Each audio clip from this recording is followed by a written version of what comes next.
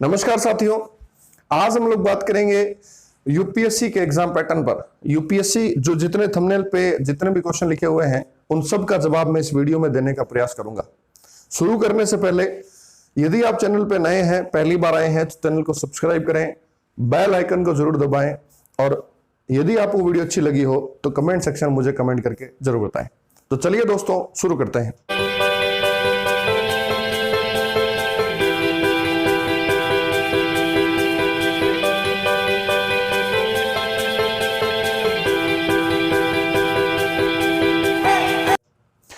सबसे पहला जो क्वेश्चन है वो ये है, पहली बात कह दूं मैं आपको कि यदि कोई व्यक्ति कहता है कि मैं आईएएस की तैयारी कर रहा हूं, आईएएस की तैयारी कर रहा हूं मैं, यदि कोई पर्सन कहता है कि I am preparing for IAS यानी इंडियन एडमिनिस्ट्रेटिव सर्विस, तो वो आपसे सही नहीं कह रहा। सही क्यों नहीं कह रहा? क्योंकि एक्चुअल में वो हम जो लोग हैं वो यूपीएससी की तैयारी करते हैं, यूपीएससी की तैयारी करते हैं और यूपीएससी में सब तरह की एग्जाम आती है। आईएएस है, आईपीएस है, आईएफएस है, आईआरएस है और भी सेंट्रल सर्विसेज आती है। तो मेरी बात को ध्यान से सुनना, आज से आप करेक्ट कर लीजिए अपने आप को कि आप आईएएस की तैयारी नहीं कर रहे हैं, आप यूपीएससी की तैयारी कर रहे हैं, आप सिविल सर्विस के लिए तैयारी कर रहे हैं। और सिविल सर्विस एग्जाम कौन लेता है? यूपीएससी लेता है, यूनियन पब्लिक सर्विस कमीशन लेता है। ध्यान रखना, यूनियन पब्लिक सर्विस कमीशन देश में इस सिविल सर्विस के एग्जाम के लिए रिस्पॉन्सिबल होता है, वो एग्जाम लेता है। दूसरी बात यह कि हर किसी व्यक्ति के मन में होता है ये कभी न कभी ये सिविल सर्विस की तैयारी करने के बारे में। आपका भी ये मन होगा और आप हो सकता है तैयारी करने की सोच रहे हो या तैयारी कर रहे हो। तो साथ ही एक चीज ध्यान रखना, इस एग्जाम में जो रिजल्ट है वो सिर्फ और सिर्फ 0.21% आता है। दुनिया का one of the toughest exam है ये वाला, लेकिन इसका मतलब ये कतई नहीं है कि हम उसमें सेलेक्ट नहीं हो सकते हैं।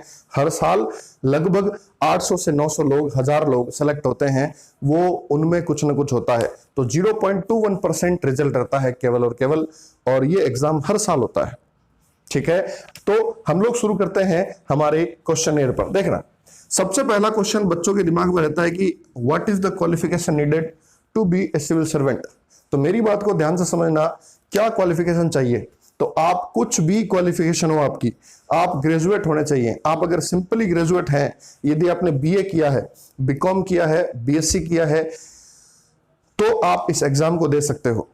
और कुछ भी नहीं चाहिए, पीएचडी नहीं चाहिए, एमए नहीं चाहिए, कुछ भी नहीं चाहिए। Simple graduation is enough, is more than enough to appear in this exam. दूसरी बात यह कि अगर आप फाइनल ईयर में हैं और तो भी आप एग्जाम का फॉर्म भर सकते हैं।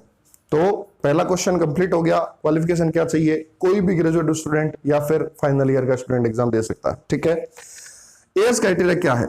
ये सब ज्यादा क्वेश्चन पूछा जाता है, इसमें बहुत कंफ्यूजन होता है। तो एज क्राइटेरिया जो जनरल के लिए है बच्चों, जो जनरल के लिए है वो 21 ईयर से 32 ईयर्स तक है। 21 से 32 साल तक के लोग इस एग्जाम को दे सकते हैं। 21 से 32 साल तक के लोग, जनरल के लोग एग्जाम को दे सकते हैं। यदि आप ओबीसी कैटेगरी से बिलोंग करते हैं तो 21 से 35 साल के लोग इस एग्जाम को दे सकते हैं, यानी 3 साल छूट है ओबीसी को।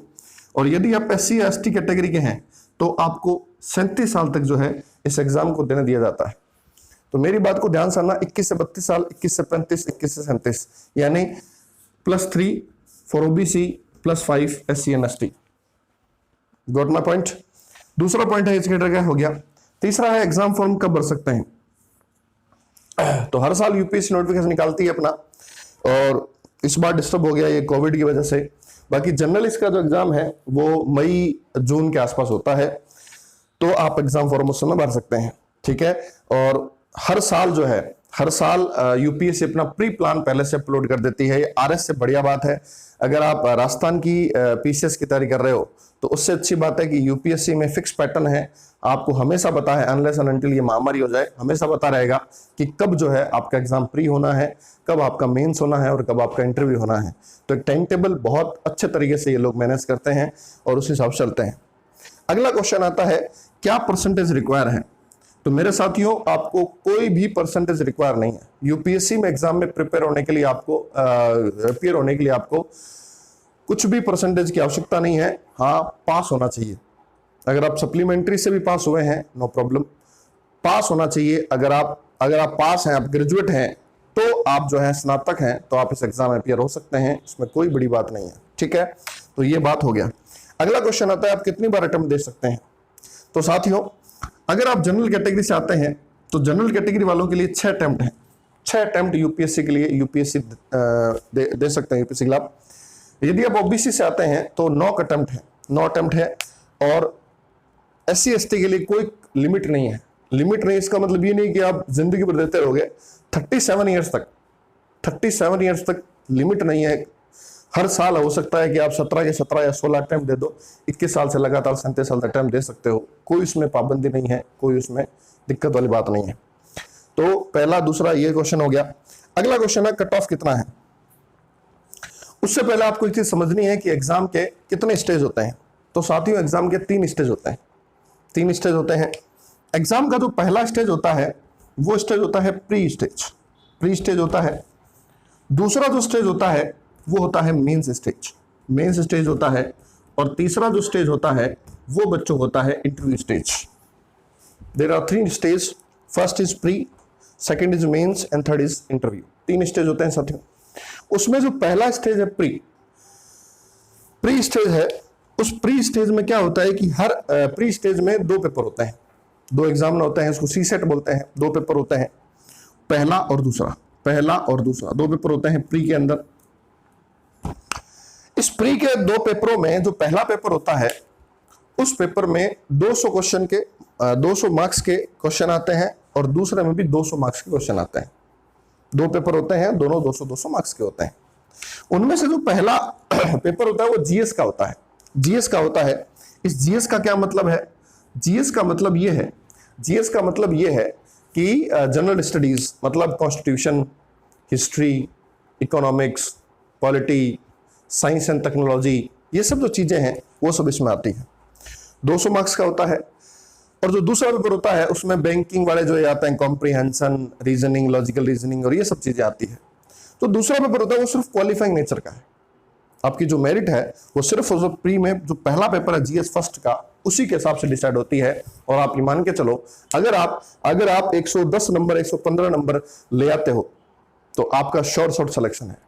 120 नंबर ले आते हो तो आप सेफेस्ट साइड हो। 200 में से अगर 120 नंबर ले आते हो तो इजीली आप प्री क्वालिफाई कर जाओगे, आपको मेंस लिखने के लिए बुला लिया जाएगा। ठीक बात है अभी यहाँ तक? ऐसा नहीं है कि 200 में से 200 मार्क्स आएंगे, ऐसा कुछ नहीं है। अगर आप 100 नंबर, 110 नंबर, लगभग यही मेरिट रहती है मैक्सिमम। 2016 में आई थिंक 110 नंबर गई थी मेरिट। उसके अलावा लगभग 100 नंबर, 110 नंबर, 115 नंबर तक मेरिट रहती है। 115-20 नंबर ले आते हो तो कोई दिक्कत नहीं है, आप आराम से मेंस के लिए क्वालिफाई हो जाओगे। तो प्री के लिए हो गया। मेंस, बच्चों मेंस की बात करते हैं तो मेंस के अंदर 9 पेपर होते हैं। इसके बारे में अलग से वीडियो बनाऊंगा मैं डिटेल से, कौन कौन से पेपर होते हैं। 9 पेपर होते हैं, अभी आप समझ लो, जिसमें से 7 पेपरों में से आपकी मेरिट बनती है। मेंस में there are 9 papers in mains examination in which you have to prepare for 7, जिसमें से आपको मेरिट बनेगी और उसमें से नंबर आएंगे और फिर आपका इंटरव्यू होता है। ठीक बात है भाई? यहाँ तक ये 2 पेपर होते हैं, इसमें इंग्लिश लैंग्वेज का और एक लोकल लैंग्वेज का। इंग्लिश लैंग्वेज का और लोकल लैंग्वेज का होता है जो सिर्फ क्वालिफाइंग का होता है, मेरिट नहीं बनती उसमें मेंस में। और फिर आपका क्या आता है बताओ? इंटरव्यू आता है। तो मेरे आई होप आपको ये बात एकदम समझ में आ गई होगी। उसके बाद बात करते हैं कट ऑफ की। तो मैं कट ऑफ की बात कर चुका हूं कि कट ऑफ जो है वो लगभग प्री के अंदर की बात करता हूं तो 110 नंबर, 115 नंबर अगर आप ले आते हैं तो आप सेफेस्ट हैं, कोई दिक्कत नहीं है, आप आराम से मेंस लिखने के लिए आपको बुला लिया जाएगा। ठीक है। अगला है सिलेबस क्या है। तो सिलेबस क्या है? तो सिलेबस वही बता चुका हूं कि जो प्री है उसके अंदर 2 पेपर हैं। प्री के अंदर पहला जो पेपर है उसके अंदर वही आपका हिस्ट्री है, इकोनॉमिक्स है, ज्योग्राफी है, साइंस एंड टेक्नोलॉजी है, इकोनॉमिक्स है, करंट इश्यूज हैं, सोशल इश्यूज हैं, इस तरह की जो चीज़ें हैं वो इसमें आती है। दूसरा और वही कॉम्प्रिहेंशन है, लॉजिकल रीजनिंग है, इंग्लिश लैंग्वेज है, इस तरह की जो बातें हैं। ठीक है। उसके बाद हम लोग बात करते हैं मेंस का, हम लोग अलग से वीडियो बनाएंगे, उसमें आपसे चर्चा करेंगे। उसके बाद आता है इसके लिए कैसे पढ़ा जाए। इसके लिए कैसे पढ़ा जाए, तो इसके लिए कैसे पढ़ा जाए ये बहुत लंबा टॉपिक है और उसके लिए अलग से वीडियो बना दिया जाएगा आपके लिए। लेकिन इतना मैं बता दूं आपको कि यूपीएससी जो है वो करंट अफेयर से ज़्यादा क्वेश्चन उठाती है और करंट अफेयर के साथ साथ आपको उसका बेसिक नॉलेज आपको होना चाहिए। जैसे फॉर एग्जांपल जैसे अभी साइक्लोन आ रहा है, वो सुपर साइक्लोन है, उसका नाम आपको पता होना चाहिए, वो किस जगह आ रहा है आपको पता होना चाहिए, वो किस जगह आ रहा है। जैसे अभी बे ऑफ बंगाल में आ रहा है, बंगाल की खाड़ी में आ रहा है, तो बंगाल की खाड़ी में क्यों आता है वो अरब सागर से क्यों नहीं आ रहा है, बंगाल की खाड़ी में ऐसी क्या कंडीशंस हैं जिससे एक सुपर साइक्लोन बनता है। तो इस तरह की चीजें अगर आपके दिमाग में हैं तो आप ज्यादा अच्छे से इसको कर पाएंगे। ठीक है, तो मतलब आपको टॉपिक पता होना चाहिए और उसके पीछे का जितना भी बेसिक्स नॉलेज है, जितना भी बेसिक नॉलेज है वो सारा का सारा पता होना चाहिए। बेसिक नॉलेज कैसे प्राप्त हो, उसके लिए स्टैंडर्ड बुक, कौन कौन सी बुक्स आपको पढ़नी चाहिए, उसके बारे में एक अलग से वीडियो बना करके आपको बताया जाएगा। ठीक है, अगला टॉपिक आता है सैलरी कितनी होती है। तो साथियों ध्यान रखना, सैलरी जो है, सैलरी अलग अलग होती है। जैसे डीएम की होती है 50,000 से 1 लाख रुपए, जैसे सेक्रेटरी की होती है 1.5 से 2 लाख रुपए होती है। इस तरह से पीएम से जो अपना ये जॉइंट सेक्रेटरी होता है उसकी लगभग 1.25 लाख रुपए होती है। तो सैलरी के अलावा जो है बहुत सारी सर्विस सैलरी के अलावा बहुत सारी चीजें जो है इसमें आती है। तो सैलरी इतना मैटर नहीं करती है जितना इस पोस्ट की रेपुटेशन और प्रेस्टीज मैटर करती है। आई होप आपको ये सारी बातें समझ में आ गई होगी, 9 क्वेश्चन के जवाब आपको समझ में आ गए होंगे। उसके अलावा हम लोग ये सीरीज कंटिन्यू करेंगे। अगला जो वीडियो आएगा उसके बारे में हम लोग और इसके बारे में अच्छे से बात करेंगे। अगर आपको कोई प्रॉब्लम है, अगर आप यूपीएससी की तैयारी कर रहे हैं, करना चाहते हैं, तो अगर प्रॉब्लम आ रही है तो आप नीचे कमेंट सेक्शन में लिख करके बताएं कि किस तरह की आप प्रॉब्लम आ रही है, किस टॉपिक मुझे वीडियो बनाना चाहिए। ठीक है, तो चलिए, अगर आपने अभी तक, फिर से मैं कह रहा हूं, अगर आपने वीडियो को इस चैनल को सब्सक्राइब नहीं किया तो सब्सक्राइब करें। धन्यवाद।